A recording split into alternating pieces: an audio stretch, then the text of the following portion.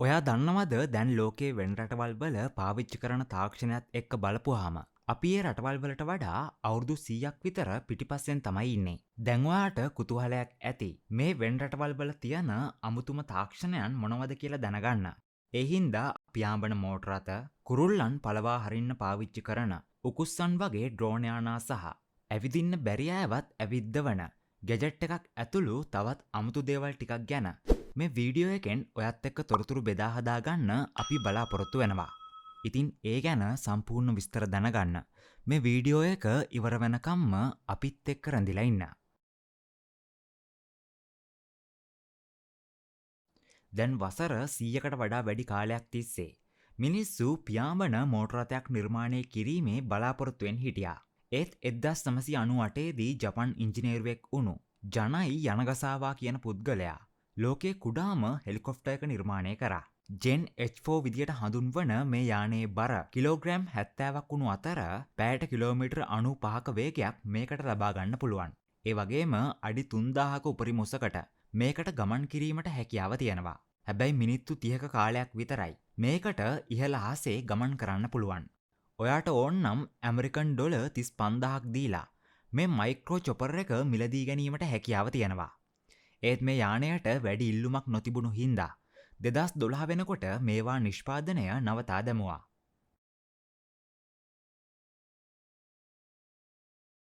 අපි දැන් ඔයාට පෙන්වන්න යන්නේ සූර්යයා ප්‍රතිනිර්මාණය කිරීමේ අරමුණින් හදපු ටිකක් අමුතු ගැජට් එකක්. ෆීෆ්ලයි සිස්ටම් සමාගම විසින් ෆ්ලයින් සන් විදියට හඳුන්වන ඩ්‍රෝන යානයක් නිර්මාණය කරලා තියෙනවා.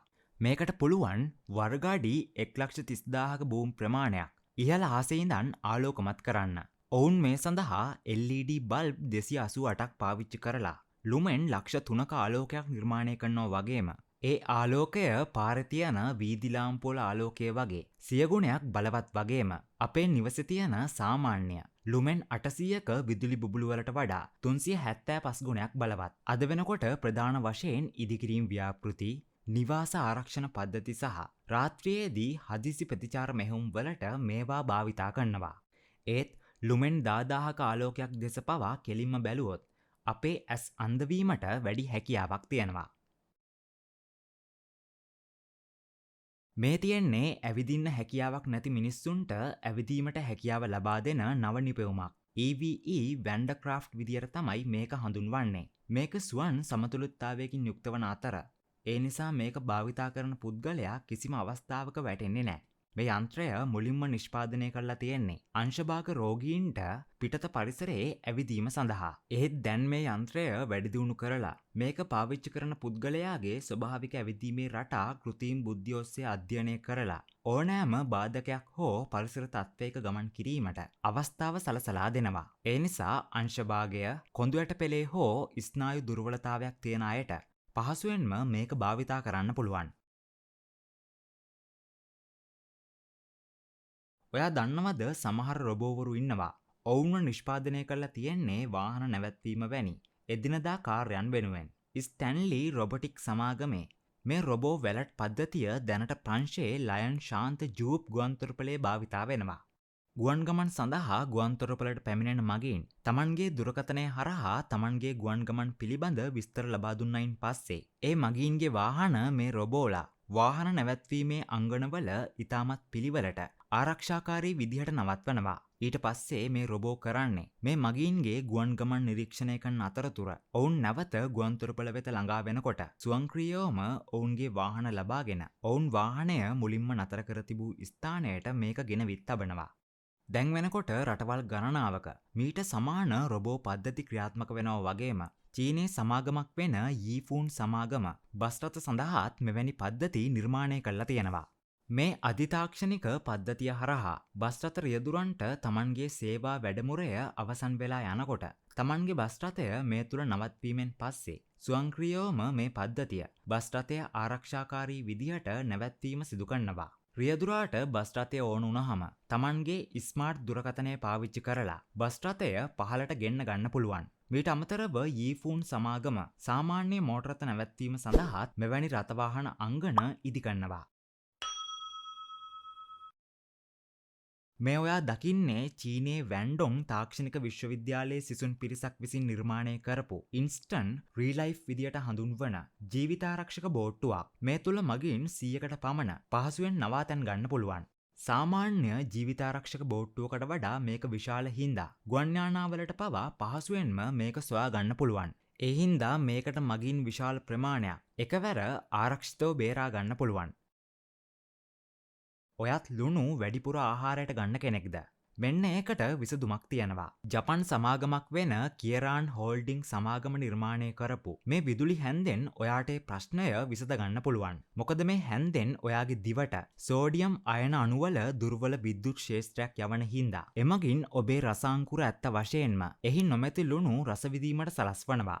අධික ලුණු පරිභෝජනය ආඝාත සහ අධිරුධිර පීඩනය වැනි රෝගවලට හේතු වෙනවා. වාර්තා වෙන විදිහට ජපානයේ එක් පුද්ගලයෙක් දිනකට ලුණු ග්‍රෑම් 10ක් පමණ පරිභෝජනය කරනවා. ඒක ලෝක සෞඛ්‍ය සංවිධානයේ නිර්දේශ කර ඇති ප්‍රමාණය වගේ දෙගුණයක්. ඒ හින්දා මේ හැන්දෙන් අපේ දිව රවට්ටලා වඩාත් සෞඛ්‍ය සම්පන්න ආහාර වේලක් භුක්ති විඳින්න පුළුවන්. වර්තමානයේදී මේ හැන්ද මිල ඇමරිකන් ඩොලර් 127ක් පමණ වෙනවා. මේ තියෙන්නේ ඇරියම් ඇනලිටික් සමාගම විසින් නිර්මාණය කරපු රෝබර්ට් විදියට හඳුන්වන උකුස්සෙක්ගේ පෙනුමට සමාන ඩ්‍රෝන යානයක්. උකුස්සෙකුගේ චලනය වඩාත් හොඳින් අනුකරණය කරන මේ ඩ්‍රෝන් යානය ගුවන්තොටුපළවල් අසල ගැවසෙන පක්ෂි විශේෂ පළවා හැරීමට තමයි භාවිතා කරන්නේ. මේකෙන් පක්ෂීන්ට හානියක් සිදු කරන්නේ නැහැ. ඔවුන්ව බියගැන්වීම විතරයි මේ හරහා සිදුවෙන්නේ.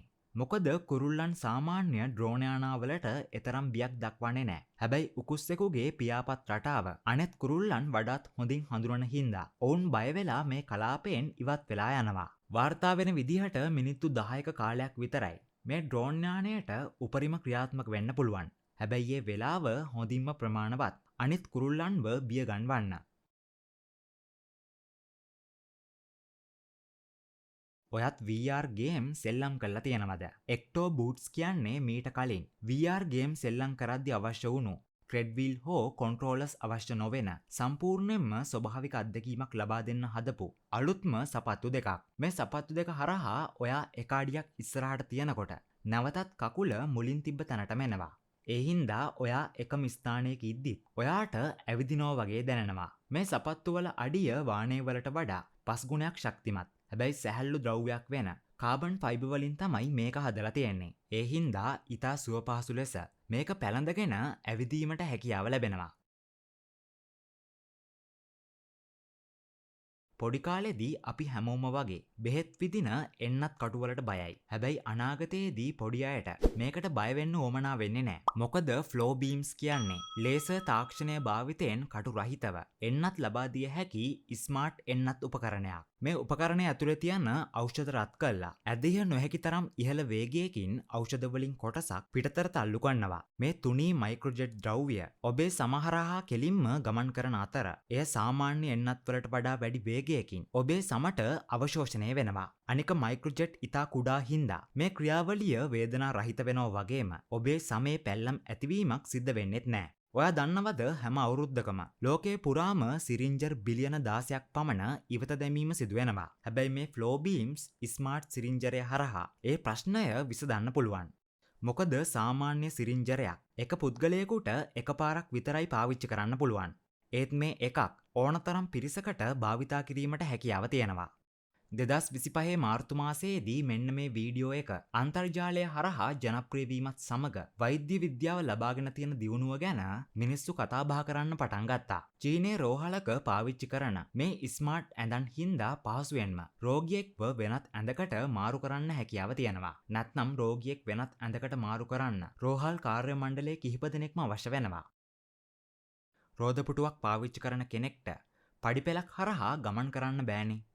හැබැයි මෙන්න මේ iBot RMD Mobius Mobility කියන නවීන රෝදපුටුව හරහා තනිවම පඩිපෙළක ඉහළට හෝ පහළට ගමන් කරන්න පුළුවන්. මේ රෝදපුටුවේ තියෙන විශේෂ රෝද හින්දා ඕනෑම විදිහක අසාමාන්‍ය භූමියක වුණත් පහසුවෙන් ගමන් කරන්න පුළුවන් වගේම මේක දුරස්ථ පාලකයක් මගින් හසුරවන්න පුළුවන් හින්දා Tamanට අවශ්‍ය ඕනෑම තැනකට මේක ගෙන්න ගැනීමටත් හැකියාව තියෙනවා. ඔයා ආසයිද වතුරේ බයිසිකලයක් පදින්න. ඉතින් ඒකට හරියනම එක තමයි all water bike කියන්නේ. මේකේ රෝද වෙනුවට පාවෙන බෝල 4ක් තමයි අන්තර්ගත වෙන්නේ.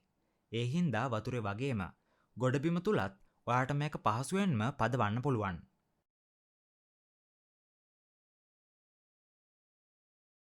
දැන් මම ඔයාට පෙන්නනවා 2023 දී ප්‍රථම වරට හඳුන්වා දුන්න පියාඹන මෝටර රථයක මූල ආකෘතියක්. චීන මෝටර රථ නිෂ්පාදන සමාගමක් වෙන GAC සමාගම විසින් නිර්මාණය කරපු මේ රථය Go Air Taxi කියලා තමයි හඳුන්වන්නේ. මේකට උපරිම පැයට කිලෝමීටර් 129ක වේගයක් ලබා ගැනීමට හැකියාව තියෙනවා. මේකට ලීටර් 2 එන්ජිමක් හරහා බලය ලබා දෙන අතර නයිට්‍රජන් සහ හයිඩ්‍රජන් ඒකාබද්ධ කිරීමෙන් සාධන ලද අවර්ණ වායුවක් වෙන ඇමෝනියා හරහා තමයි බලගැන්වෙන්නේ. මේ එන්ජිමට ඇමෝනියා භාවිතා කරලා කිලෝවෝට් 120ක බලයක් ජනනය කළ හැකි අතර ඉන්ධනවලට වඩා කාබන් විමෝචනය 90%කින් අඩු කිරීමට මේකට හැකියාව තියෙනවා. මේ යානය පියාසර කරවීමට ප්‍රචාලක පද්ධති 12ක් භාවිතා කරනවා. විශේෂත්වය තමයි මේ පියාඹන මෝටර රථය ගොඩබස්සවන්න පාවිච්චි කරන්නේ GAC සමාගම විසින්ම හදපු ඉලෙක්ට්‍රික් වේදිකාවක්. මේ මතට මේක පහසුවෙන්ම ගොඩබැස්සවීමට හැකියාව තියෙනවා. මේ මෝටර රථයේ පරීක්ෂණ කටයුතු සාර්ථක වෙලා තියෙනවා වගේම 2027 වෙනකොට චීනයේ හුවන්ඩෝන් පළාතේ සහ හොංකොං වල මේකේ පියාසර සිදු කිරීමටත් මේ සමාගම බලාපොරොත්තු වෙනවා. ඉතින් මේ වීඩියෝ එක ගැන ඔයා මොකද හිතන්නේ? ඒ ගැන ඔයාගේ අදහස අනිවාර්යයෙන්ම පල්ලෙහෙන් කමෙන්ට් කරගෙන යන්න. ඒ වගේම ඉස්සරහටත් මේ වගේ වීඩියෝ බලන්න කැමති නම් අනිවාර්යයෙන්ම අපිව subscribe කරලා තියාගන්න.